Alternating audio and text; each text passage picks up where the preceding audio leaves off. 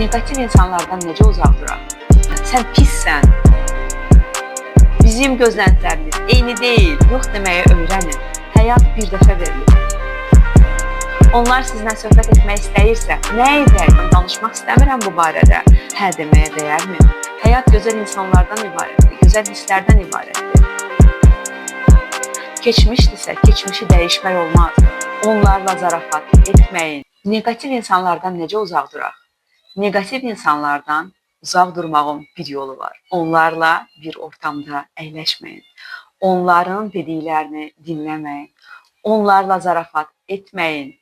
Onlarla müzakirə etməyin. Mübahisə etməyin. Onlarla bölüşməyin. Onların bölüşdüklərini əldə etməyin. Heç nə etməyin. Onlarla heç nə etməyin. Qızıl qayda sadəcə budur. Amma onlar sizin həyatınıza daxil olursa, onlar sizin yanınızda əyləşirsə, onlar sizinlə söhbət etmək istəyirsə, nə edək? Onlarla necə sağollaşaq?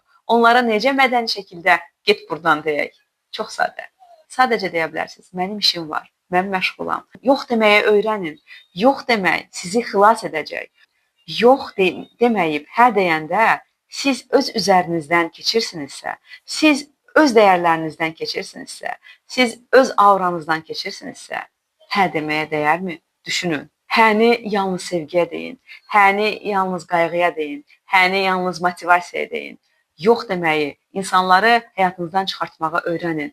Amma burada əsas qayda sevgi ilə çıxardın. Nifrətsiz, acısız və bütün negativlərsiz. Sən pissən, mən sənə oturmaq istəmirəm. Sən negativsən, mən sənə danışmaq istəmirəm. Sən qayğıkeş deyilsən, bu sevgi münasibətlərində olur. Sən məni düşünmürsən, sən egoistsən. Bu sözlər siz deyin. Biz eyni deyilik. Bizim dəyərlərimiz eyni deyil. Bizim gözləntilərimiz eyni deyil. Və əgər sorursa hansı izah edə bilərsiniz, amma yenə də negativsiz. Belə oldu, faktlar əsasında. Həyat bir dəfə verilib, unutmayın bunu. İkincisi olmayacaq. Bir daha bu həyatı yaşamayacaqsınız. Əgər sizin 30 və daha üstü, 40 və daha üstü yaşınız varsa, siz artıq düşünün ki, həyatınızın bir hissəsini keçmisiniz. Düşünün ki, siz gözəl dövrlərinizdəsiniz. Bunları əldən verməyin.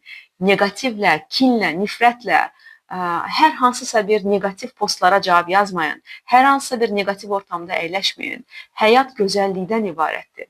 Həyat gözəl insanlardan ibarətdir. Gözəl hisslərdən ibarətdir. Bu sadəcə sözlər deyil. İnanın ki, bu dediyim sözlərin hər bir hərfini deyil, hər bir səsini yaşamış insanam. İçiniz sevgi dolu olsun. İçiniz sevgi dolu olanda, siz sevgi ötürəndə sadəcə əks tərəfi ötürmürsünüz. O sevgi sizə də yayılır. O sevgi sizin içinizdə qalır. İnsan eşidəndə, danışanda da yaşayır hissləri. Siz hiss etmişsiniz, siz hansısa bir pis situasiyanı yaşadınız və onu danışanda hər dəfə onu yaşayırsınız. Və mən hər dəfə məndən nəsə pis olanda, soruşanda deyirəm, danışmaq istəmirəm bu barədə. Əgər bölüşmək istəmirəmsə kimləsə, əlbəttə ki, məsləhət almaq istədiyim insandırsa ona danışıram ki, məsləhət alım. Amma məsləhət almaq istəmədiyim insandır, sadəcə nigarandırsa mənə görə, mən deyirəm ki, bu barədə danışmaq istəmirəm. Çünki təzdən həmin emosiyalar yaşamaq istəmirəm. İnsan danışan zaman həmin emosiyaları yaşayır. Çünki insan bir hadisəni danışanda onu beynində canlandırır. İnsan quru-quru danışmır.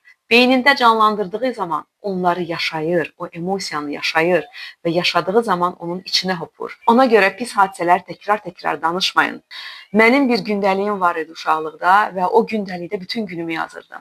Yaxşı və pisləri, o belə dedi, bu belə etdi, yaxşı şeyləri də yazırdım. Amma hər dəfə onu oxuyanda əsəbləşirdim pis günlərə çatanda.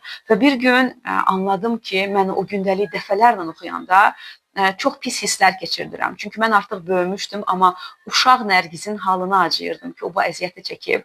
Bu hansısa bir, çox cüzi bir problemlər idi. O mənə belə dedi, bu belə baxdı, bu sözü dedi və s. Amma mən onu oxşamaq, sığallamaq istəyirdim. Amma acı yaşayırdım ki, o bu hissləri yaşayıb. Və anladım ki, mən hər dəfə oxuyanda o hissləri yaşayıram və o dəftəri cırdım, tulladım. Əziyyətlə yazdığım, illərlə yazdığım dəftərim idi, gündəliyim idi. Və sizə nə məsləhət görürəm?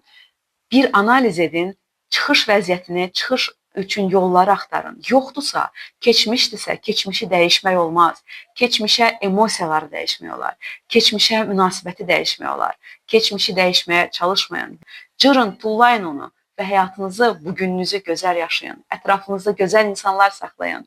Sevin, sevilin və hər zaman içiniz sevgi dolu olsun. Çünki bu sevgi ilk öncə sizə lazımdır. Hələlik özünüzə yaxşı baxın və sizə uğurlu, sevgi dolu gün arzulayıram.